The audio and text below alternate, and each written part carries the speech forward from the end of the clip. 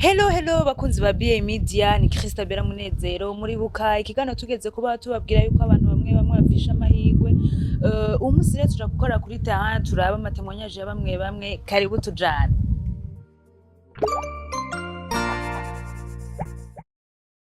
Mwotwidondo. Felipe Chenezwa Ndinsa Kerechania. Ndavuga Samuel. Je nitwa Kangu Fredina. Ego. Sanzwe mbaye ngaha Mirohe. Musanzwe mukora uduki. Nkoritse kubaye nani marumva. Ego. Kazi yo mu nzu. Akazi ko mu nzu. Akazi ka misi yose. Beka Janet yoba yarigeze guca ku ishuri. Ego. Hanyuma bigenda gute? Nariyeza gushika ku mwaka w'icenda maze guheza umwaka w'icenda. Nshafata intumbero yo guheba ishure. Ego. Nja ku mugabo. Wagiye kubaka. Garukiye mu wakangahe? Ephraim. Nevye Beka Samuel twamenye impamvu yatumye aheba ishuri. Ubuzima hatse kwe umuvyeyi amaze kwika kenshi na Burundi hano Minerval. Ego, bwabaye ubuzima bugoye bwo kuronka ingene uriha Minerval. Mama nawe aca yusiga aca yigira ku wundi mugabo ko nanje nsigaye ndi muhererezi. Simenye ucibanza wasubira hasi. Ko banza kugira ne gutura abi kwa mami. Ego. Anze no mu job yino nyene ndamanuka. Ego.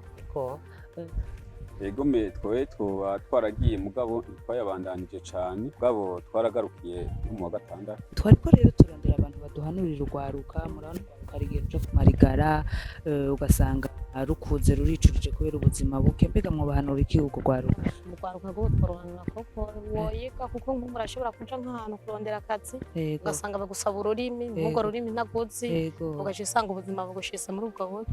Kubandanya amashuri yago ufise ubufashe urabandanya amashuri yawe kuko kaduza kabakaba kari imbere kuko ndabira nk'iyo uri kurakora akazi vrema asha no kuvuga ikintu ukavuga ati ikintu vrema kuri ubutize cyane no kwanyene mugabo hari n'igihe ushaka kuronka akazi ugasanga umubosi akubaza warize afise certificate kayifise cutaha.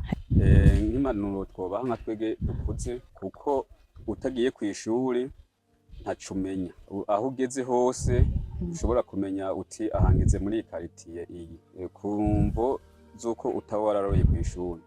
Nk'abavyeyi nabo urumva wowe warabigishije abana banyu hari ukanago ruheba kumvo z'abavyeyi batabafasha. Mbega abo bavyeyi mu bahanuriye wa muvyeyi adafasha umwana wamuhanura gufasha umwana kuko umwana niko kazoza kahiga yego.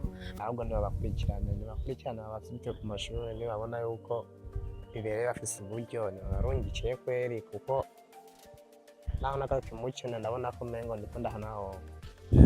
Twobahanura tukababwira yuko bazoshobora kuronka kazoza ko mu misi kuko umwana atariye ku ishuri nta kazoza kiwe ashobora kuronka.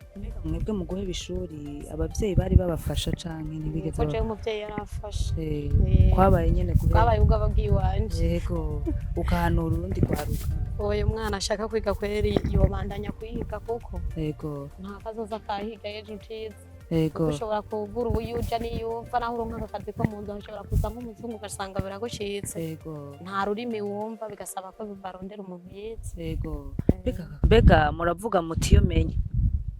Yego ibyo turavyiyumvira nta ureka kwiyumvira tuti iyo tuba twaritse ndetse amashuri badukora nk'akazi kameze kunuku ariko bitagishoboka. Ico gituma twoshobora guhanura nk'urwaruka rw'ubu ushobora guheba nk'amashuri tukaruhanura rukaja mu kwishuri. Wicuza nyene bivanye nk'ubu harashobora kuza nk'umuntu akakurangira akazi mu rurimi utumva ugasanga akazi karagushize ugaca wiyumvira ati yo menya nk'iga. Hano naho nkashimira Imana kubera umuntu wese ashimira Imana hageze.